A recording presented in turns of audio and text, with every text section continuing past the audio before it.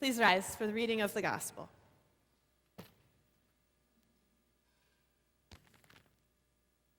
Our gospel reading this day is from the 17th chapter of Matthew, beginning at the first verse, and you can follow along on page 894 in your pew Bible. 6 days later, Jesus took with him Peter and James and his brother John and led them up a high mountain by themselves. And he was transfigured before them, and his face shone like the sun, and his clothes became dazzling white. Suddenly there appeared to them Moses and Elijah talking with him. Then Peter said to Jesus, "Lord, it is good for us to be here. If you wish, I will make three dwellings here, one for you, one for Moses, and one for Elijah." While he was still speaking, suddenly a bright cloud overshadowed them. And from the cloud a voice said, "This is my son, the beloved. With him I am well pleased. Listen to him." When the disciples heard this, they fell to the ground and were overcome by fear. But Jesus came and touched them, saying, "Get up, and do not be afraid." And when they looked up, they saw no one except Jesus himself alone. As they were coming down the mountain, Jesus ordered them, "Tell no one about the vision until after the Son of Man has been raised from the dead." The gospel of the Lord. Thanks be to God. Please be seated.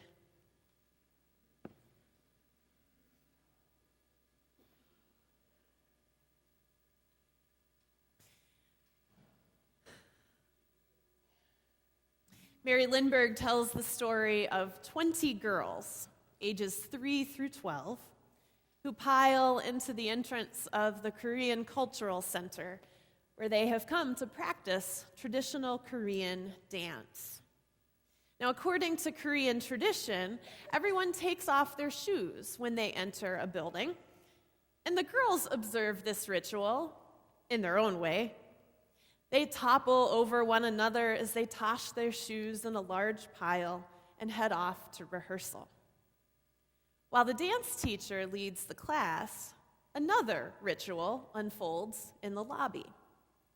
One of the moms methodically picks up each of the dozens of shoes in the large pile and sorts them into pairs.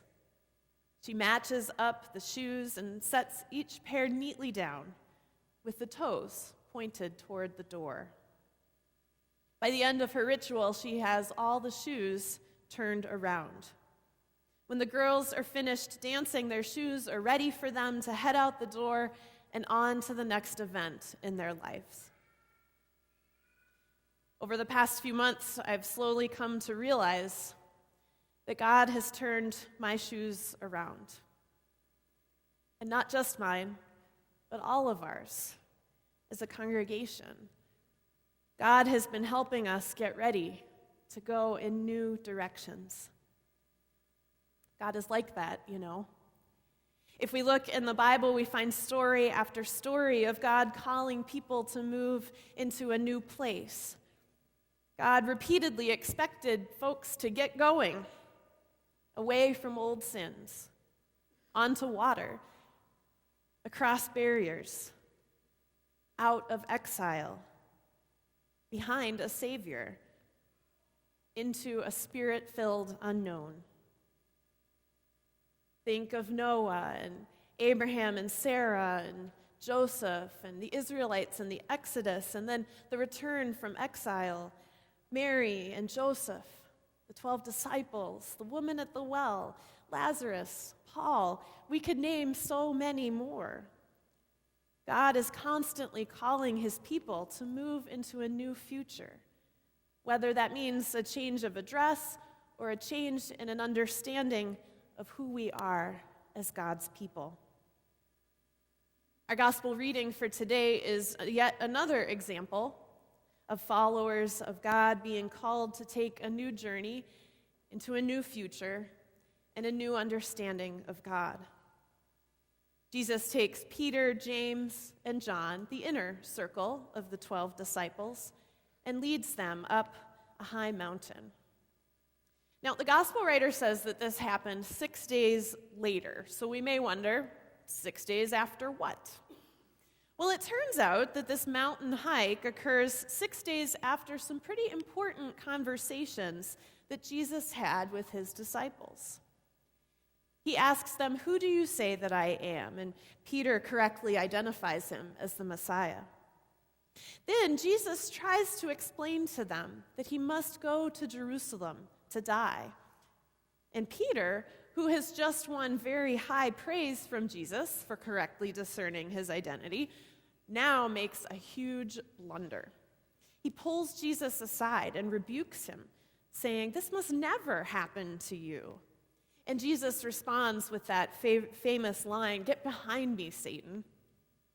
He then continues to explain to his disciples that his followers must take up the cross and follow him, losing their life in order to find it. He's trying through all of that to turn their shoes around, to help them get ready to go in a new direction. But it's a journey that they're not so sure they want to take. So he takes these 3 disciples up the mountain, and when they reach the top, he's transfigured before them. Now, the Greek word that's translated transfigured is metamorphomai. Can you hear the other English word in there that comes from that? Metamorphomai? Any guesses, Brandon? Metamorphosis, yeah. Maybe a word that conjures up images of caterpillars becoming butterflies. There's a transformation that's happening here, a change that happens to Jesus. His face shines like the sun, and his clothes become dazzling white, and Moses and Elijah appear. Now, the disciples, of course, are duly impressed, though I've always wondered, how did they know it was Moses and Elijah? It's not like they had seen photographs of them, and I don't think Moses and Elijah had sat for an official portrait painting that was hanging in a gallery in the temple or something. Maybe they were wearing name tags,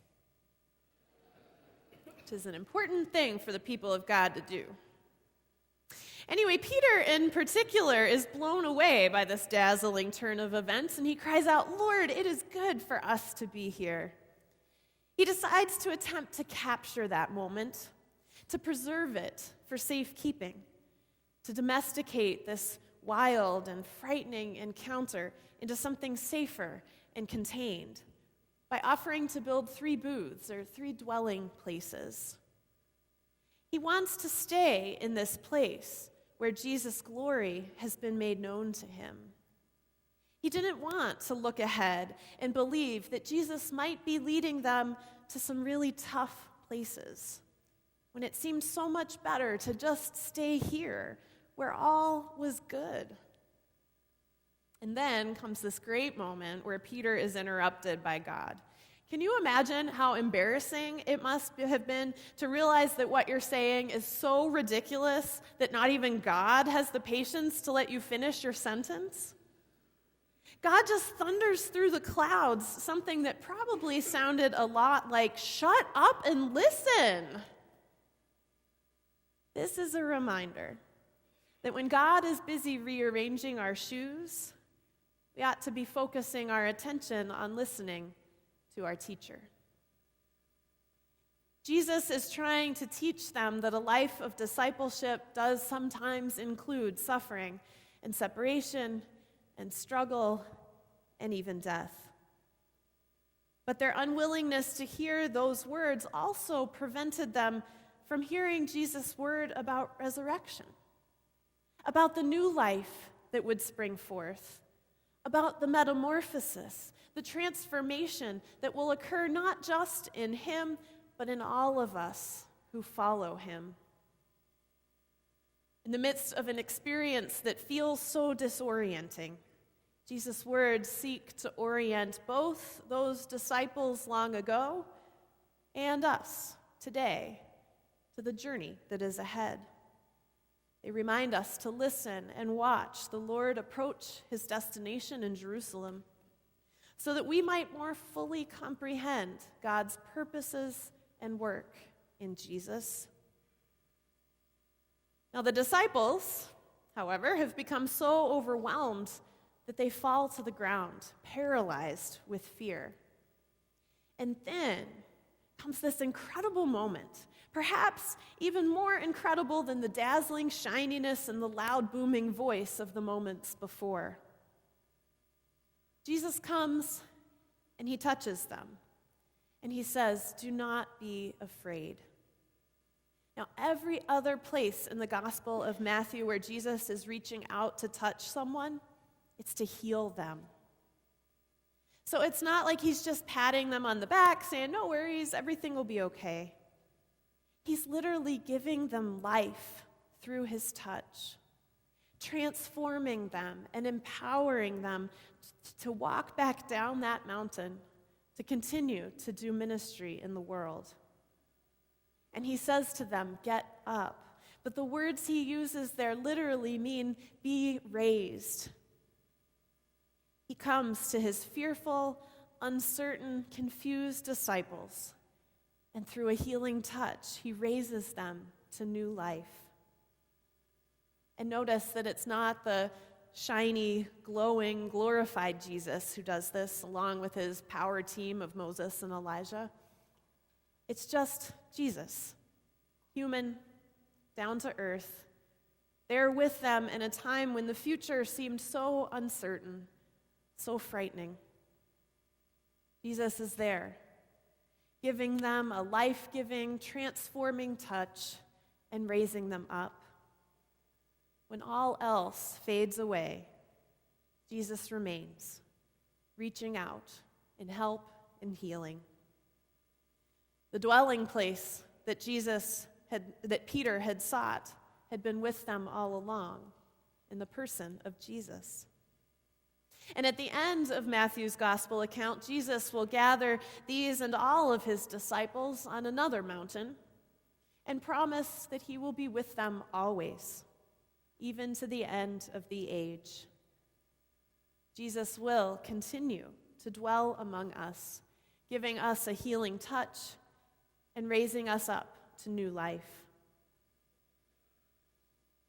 In the coming months, this community of hope will continue to journey up mountaintops and down into valleys.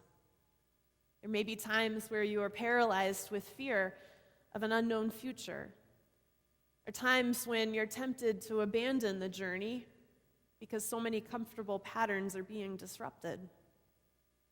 Your shoes may seem to not just be turned around, but to maybe feel like they don't fit quite right. They'll have to be broken in. And the more you wear them, the better they'll feel. And you'll realize that God is taking you into an incredible future of new life and adventure. So don't abandon this community just because there are some less familiar faces up front. No matter who is standing up here, Jesus is still standing there in the midst of you, reaching out and raising you up, transforming you and empowering you to walk to the top of the mountain and then down again into the valleys of life, doing ministry out in this world. This is an incredible community of faith. And your next pastor is going to be so blessed. I'm so tempted, like Peter, to just build a booth and stay. But God has turned my shoes around and called me down off this mountain. And it's so clear to me that God is hard at work building a new ministry team here who will lead and guide this place into God's new, exciting future. I wish I could thank you each individually for the many gifts that you have given me. It would take us all day because I have so treasured my relationships with each and every one of you. I'm so glad that God has brought us together. And I am so grateful to the God who promises to bring us all back together again. Thank you so much. God bless you.